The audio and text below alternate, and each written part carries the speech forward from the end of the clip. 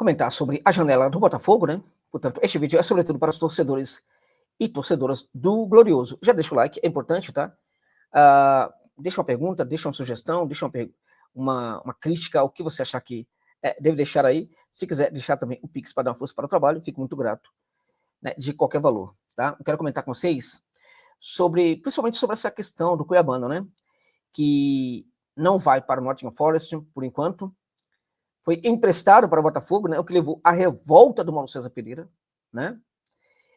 E acho que também a revolta do Mauro César Pereira não seria tão significativa caso se tratasse de um jogador que não fosse importante para o Botafogo, tá?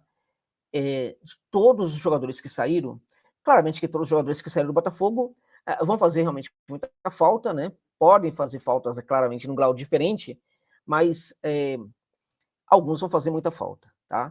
Agora, é muito difícil achar um jogador como o Cuiabano, tá? É um jogador muito raro, né? Um jogador muito diferente, né? E é também um jogador do tipo operário, aquele que se esforça demais, né? Que não fica reclamando. Um jogador que não se esconde do jogo, né? E no jogo, né? É um jogador que está sempre disposto, com a disposição impressionante. Quando as coisas não estão funcionando muito bem, alguns atletas tendem a cavar um buraquinho dentro de campo para se esconder. Isso não acontece com este grande jogador, subestimado jogador, que é o Cuiabano, tá? Então, a janela do Botafogo, para mim, ela termina muito boa, não necessariamente pelos jogadores que chegaram, tá? Mas, sobretudo, porque o Cuiabano se manteve, tá? No Glorioso, tá? O Botafogo fez uma janela que envolve jogadores que chegam por empréstimos, né? Jogadores que chegam sem custos, né? Como o Neto e o Christian Lor, né? No caso de empréstimo é o Gabriel Bahia, né?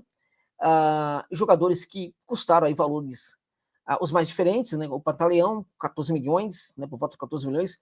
O Arthur, 95 milhões, né, de reais, é um jogador que não seria realmente muito barato, né? O Barreira chega por 22,2 milhões. O Montoro por quase 52 milhões, né?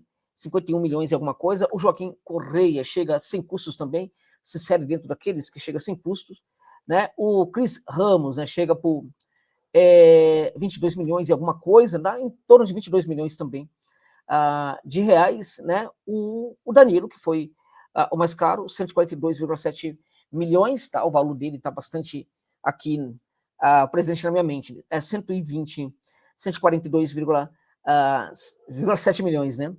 A contratação do Danilo. Ou seja, foi uma janela que, a despeito dos jogadores que chegaram sem custos, uma janela de altíssimo valor, né? Envolvendo muitos valores. Claramente, isso tem a ver com a capacidade do Botafogo hoje de movimentar esses valores, tanto para a saída de jogadores como também para a chegada de jogadores, né? Jogadores que chegaram sem custos. Isso ocorre em virtude também de que o Botafogo é hoje um clube atraente para esses jogadores, isso facilita muitas coisas, tá?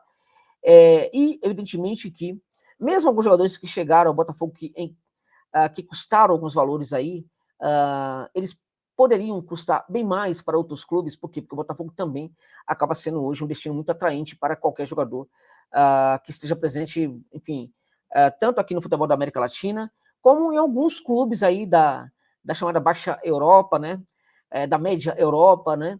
Então, em muitos casos, esses jogadores podem chegar para o Botafogo é bem mais importante do que permanecer nos clubes dessas localidades, né? Mesmo alguns jogadores de um ou outro clube mais importante lá da Europa, caso do Danilo, por exemplo, tá? Acaba sendo muito mais vantajoso ele voltar para um clube hoje com o tamanho do Botafogo, né? Com o perfil do Botafogo. Conta muito para esse perfil, né? As conquistas recentes, né? De Libertadores, brasileiro, tudo isso conta muito para que a equipe consiga ter aí construir esse perfil tão vantajoso, tá? Ainda que as coisas parem de funcionar, esse perfil vai trabalhar um pouco durante um tempo ainda para o benefício do próprio Botafogo, tá? Olhando seriamente para essa janela, né, a gente vê que, por exemplo, o Neto é um grande jogador, para mim é um grande reforço, tá? Os demais jogadores aí, eles são diferentes, né? Agora, não dá para questionar, por exemplo, a qualidade de um Danilo, né? Danilo é um jogador de altíssimo nível, é um jogador que pode atuar em qualquer clube aqui do futebol brasileiro, pode atuar também em muitos clubes do futebol europeu, tá? O Montoro pode ser uma grata surpresa para aqueles que estão desavisados, né? Joaquim Correa é um jogador que também teve uma grande passagem, né? Grande passagem em inúmeros momentos no futebol da Europa, e o Arthur Cabral também era uma realidade, né? Estava jogando muito, já há um bom tempo que vem jogando muito. A questão, na verdade, é o seguinte, né? À medida que esses jogadores são inseridos na equipe, o torcedor não vê imediatamente, né, todo esse lucro, tá? Por quê? Porque são muitos jogadores que estão chegando, tá?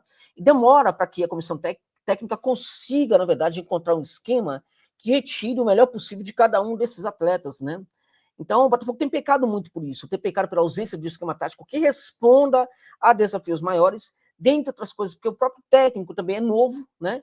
E também precisa de um tempo maior para conseguir, né, ampliar a qualidade do seu esquema tático. Então, assim, é muito importante, é muito recomendável neste momento que o torcedor do Glorioso, tome um pouco de cuidado em relação às expectativas, né?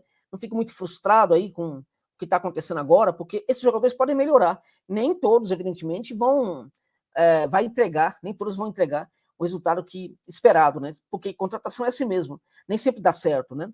Algumas não vão funcionar, mas eu acredito que boa parte desses jogadores podem perfeitamente entregar um altíssimo nível para o Botafogo, tá? Agora, também é necessário, né, que se amplie no clube outras questões, tá? Porque a gente está vendo que está começando a cair um pouquinho, né? Eu acho que o departamento de futebol tem que trabalhar melhor, né? Tem que trabalhar assim, mais em conjunto com a comissão técnica, tá? Para aprimorar aquilo que não esteja funcionando neste momento, tá? Agora, diante de tudo isso, dito tudo isso, eu digo também para vocês que o que mais me agradou de todas essas contratações, né? Tirando aí, no caso, o Danilo, que para mim é um negócio assim, foi a contratação do futebol brasileiro, em teoria, né? Porque ele vai precisar entregar isso em campo, mas em teoria é a contratação da janela, né? Aqui no futebol brasileiro. O que mais me agradou no Botafogo, na janela do Botafogo, e para mim uma das melhores, né, aquisições da janela para todos os clubes brasileiros foi a permanência do Cuiabano. Tá? Aí para mim foi genial. O Mauro César pode falar o que for, todo mundo pode falar o que for, mas vamos combinar que foi um golpe aí de mestre da gestão do Botafogo. Tá? Cuiabano segue, portanto, no Glorioso, e essa, para mim, é uma grande contratação, é um grande reforço. Agora, é muito importante que os dirigentes do Botafogo comecem a procurar no mercado um outro cuiabano, tá? Tomar muito cuidado com os jogadores que vão ser buscados para substituir, até porque já houve esforços nesse sentido, e esses esforços não redundaram em algo muito positivo, tá? Então, já que o Cuiabano vai permanecer por mais um tempo, seria muito interessante que os dirigentes começassem já, e não quando estiver prestes o jogador a sair novamente, né? Tem que começar já um processo de busca de um novo Cuiabano, porque novos Cuiabanos não são fáceis de serem encontrados, mas eles existem.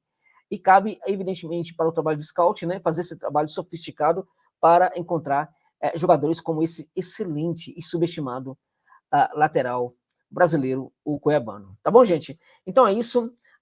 Muita sorte ao Fogão aí no restante da temporada. Muita sorte, tá? É muito importante que essa torcida também siga a ter felicidade, porque ela merece. E não merece pouco, não, gente. Merece muito. É isso.